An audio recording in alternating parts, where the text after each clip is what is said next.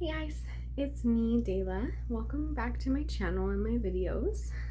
Today we're going to be talking about my pregnancy experience with a traumatic injury. Now, everybody has a different pregnancy experience.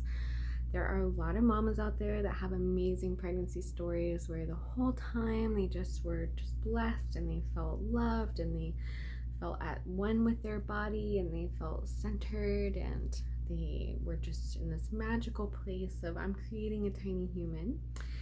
And then there's the opposite of that, of mothers who experience different things, being extremely sick, having extreme pain, not being in a safe or positive or supportive environment, being in a space of worry, whether that be like your financial situation, whether that be your spousal situation, whether that be something around your family, your health.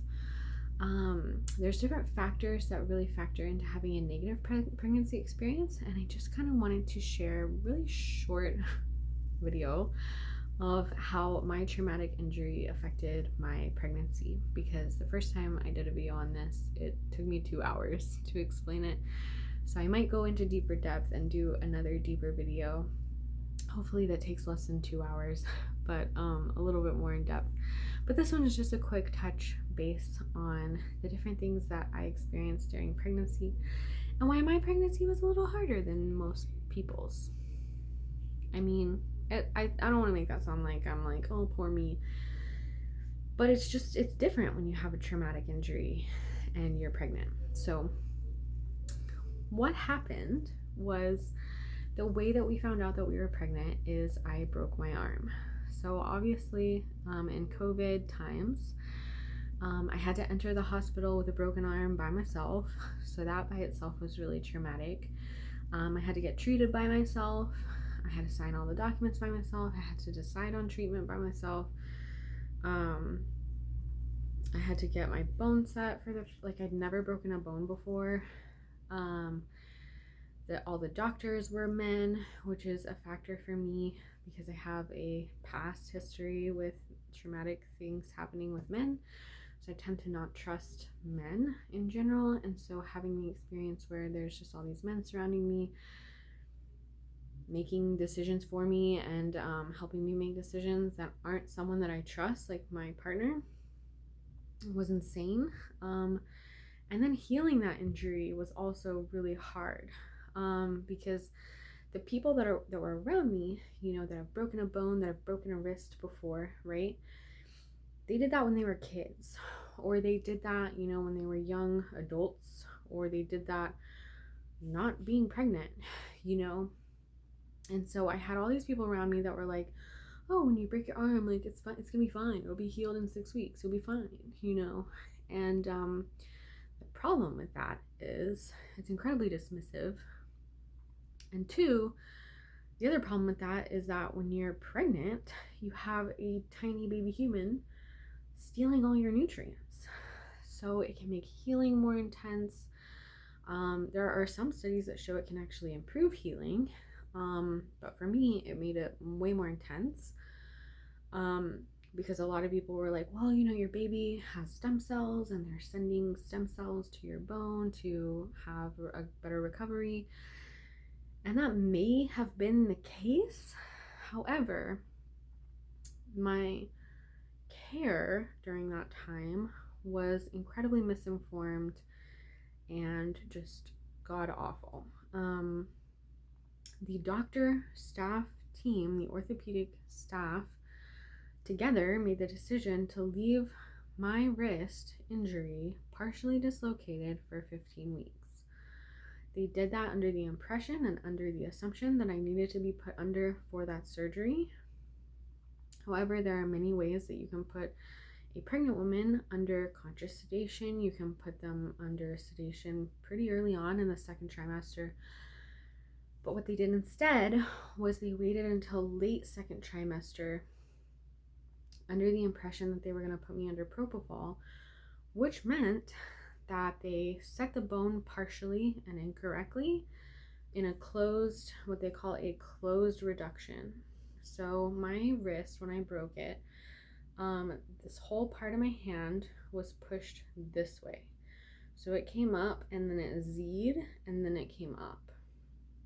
Okay, so it was a very traumatic, like crush type injury where my whole hand is like this. And so they did a closed reduction, which means they just pull it, right, to get it to kind of straighten up. They left it like that for 6 weeks with a soft cast. And then I consulted with another orthopedic surgeon who would decide at 6 weeks if I needed the open reduction, which is where they cut here or potentially cut here and move the bones into place surgically. They didn't have openings at 6 weeks, so they had openings at 12 weeks. So I saw them for the first time 12 weeks after the injury. This is the surgical team. And then they decided on the treatment plan at 13 weeks after the initial injury. They scheduled the surgery for 14 weeks after the initial injury. Then they only did a partial that day because they don't work on pregnant people. They knew I was pregnant the whole time. They knew I was pregnant when they scheduled it. They scheduled it at the wrong surgical center, so they could only do a conscious piece of the surgery that day, and then they sent me home. So then they rescheduled me for a week later to do the actual surgery, which would have been a full open reduction under full sedation, propofol, with an OBGYN watching me and the baby to make sure that we were safe. This is 15 weeks after the initial injury. So that's over twice the normal healing time for a broken arm. Normally, you have a cast for 6 weeks, get the cast off at 6 weeks, and you're good to go. So this is 3 weeks more than twice the initial healing time for a regular broken wrist. They did the surgery that day conscious, against my judgment, against my wishes. They said that it was because OB was too busy to be in the room with me. OB arrived 2 minutes into them prepping the surgical room. So I could have been sedated. There was no reason why they couldn't sedate me. They just chose not to. I will remember the sounds of the bone hammer and the screws and whatever for the rest of my life. I became a story. I became a story on the surgical floor, which to me means that they were violating my rights, making me an example story to laugh about and to joke about with their friends or to brag about. I don't know. I don't care. I don't know what they said behind those doors on their surgical floor about me, but they told me to my face that they had talked to the entire staff about me and my experience, which I think is a violation of my privacy as a patient and a violation of compassionate care. It's up for debate. You can debate about in the comments whether you think that's right.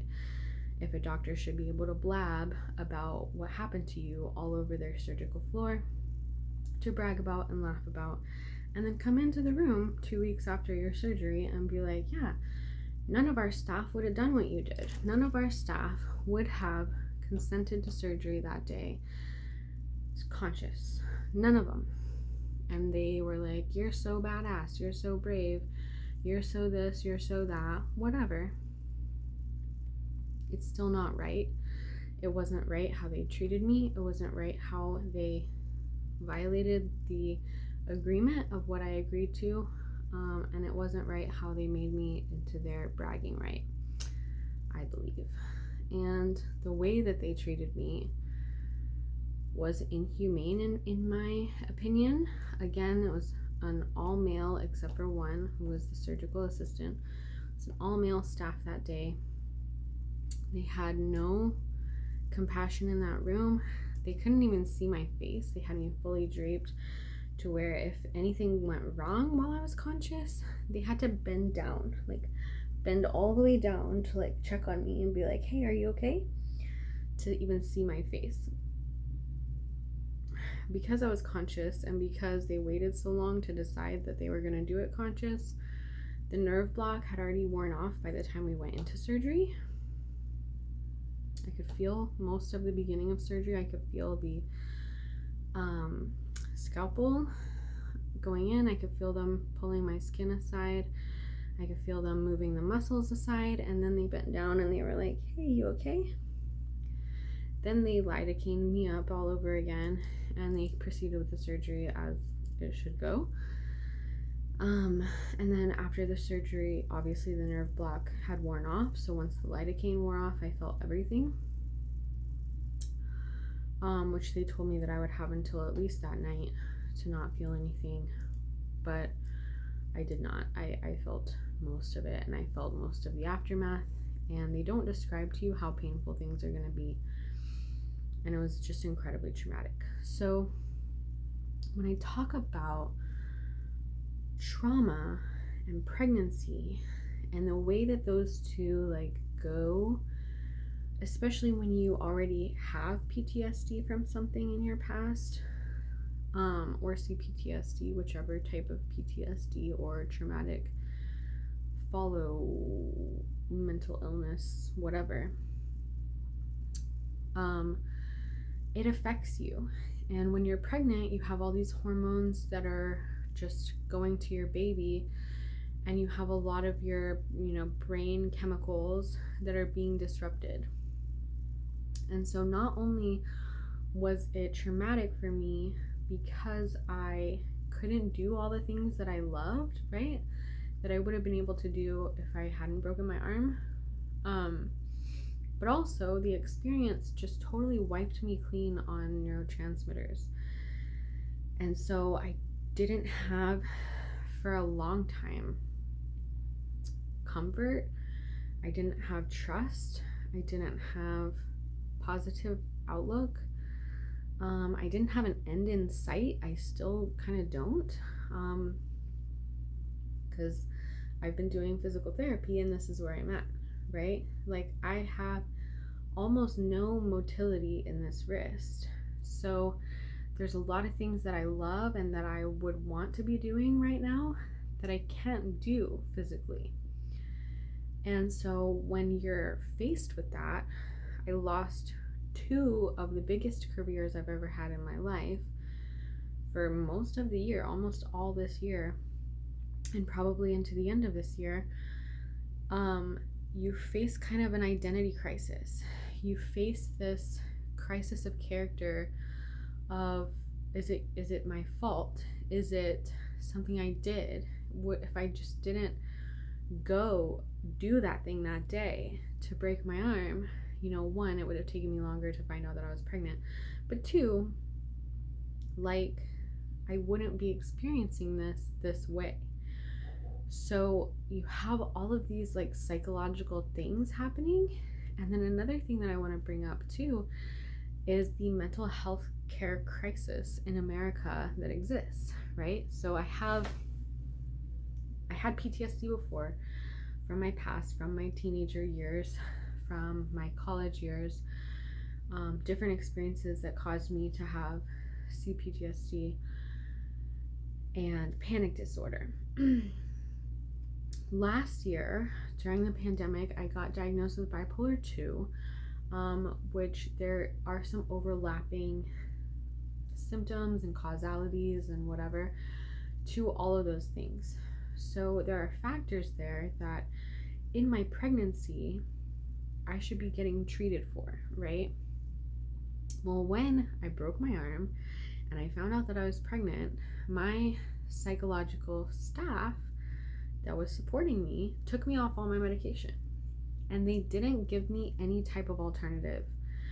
And my OBs, right, they only have so much power. Like, they can't really prescribe you with neurotransmitter support chemicals, which could be SSRIs, different types of antipsychotics, different types of anti-anxiety drugs. The things that they can do to support you are very limited.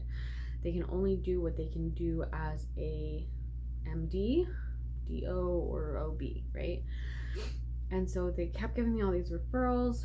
The referrals just didn't match up. Like, they wouldn't take my insurance, they didn't have availability. So for months, I was going with absolutely no support mentally. Then the surgeries happened. Again, no support mentally. Then I finally get in. So literally this is almost 2 months after the surgery. I finally actually get in with a psychiatric and psychological professional after having been off of everything for literally 7 months and no support in counseling, no availability for support in counseling. And the funny thing is, and I'll mention this because in literally every OB or female doctor's office that I've ever been in, they all have this poster that says, please be aware and watch out for postpartum depression. Watch out for the signs of prenatal depression. Watch out for the signs of postpartum depression. If you're having thoughts, if you're having negative ideations, if you're having intrusive thoughts, talk to us so that we can help you. And my experience of that has been that they will not help you. Okay, so I want to bring that up as kind of like an eye-opener of pregnancy in general, but also dealing with trauma in, during, and after pregnancy, because it's an awareness that we as women need to come together to kind of speak for and fight for, because there is no support. There's just no mental support for women in America. And I say no because just like the statistics do not match up to how much care is needed mentally for American women. They don't support you. There's no access. If there is access, it's completely unaffordable. It's not approved by your insurance. It's extremely hard to get in. They can be booked out for a month and a half. They can be booked out for 8 weeks, and you're just not given the opportunity to get support the way that they think and describe there being support. They're like, please tell us so that we can help you. The thing is they will not help you. So I think we need to bring more attention to that. And I think that we need to bring more attention to the fact that women in general, okay, are less likely to be diagnosed, less likely to be recognized, less likely to be able to access help for their mental care than men. That's a fact. And so in pregnancy, they kind of give you this like talk, if you're feeling these ways, if you're feeling this stuff, talk to us and we'll help you. And there's just not help. So I don't know what to do about that, but I just wanted to bring attention to it today so that we can strive to be better supporters for each other, to be better as a village, to be better woman to woman at not dragging each other down, be better woman to woman at recognizing when people are having problems, because even seeing the availability of support for women of like, hey, I'm really not in a good place, I need help, please someone take the kids today, usually they get crickets. They don't get support from their families, they don't get support from their friends. And I just personally feel that the recognition of mental illness, mental health, mental support, mental care is just not there. And so I don't know where I guess I'm trying to end this off at, but traumatic injury during pregnancy, trauma during pregnancy is terrible. Not everybody has a beautiful pregnancy. Not everybody wants to share every part of their pregnancy.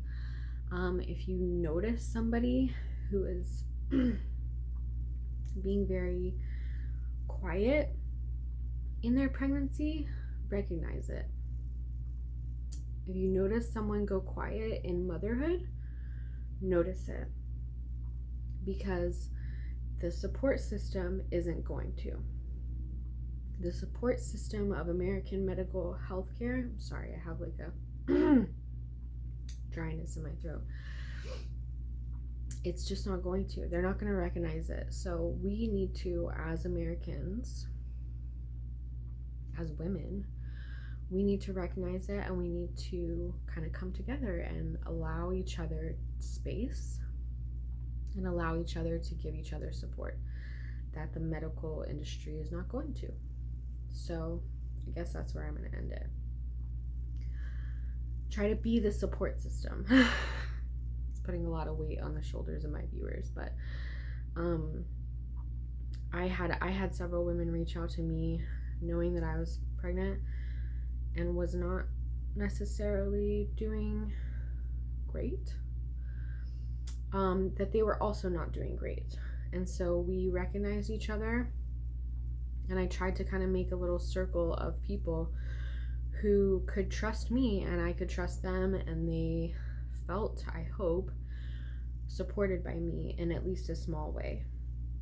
Because again, not everybody has this super positive pregnancy. Not everybody has this, oh my god, I'm just so blessed to be making a tiny human and I just feel so wonderful and magical.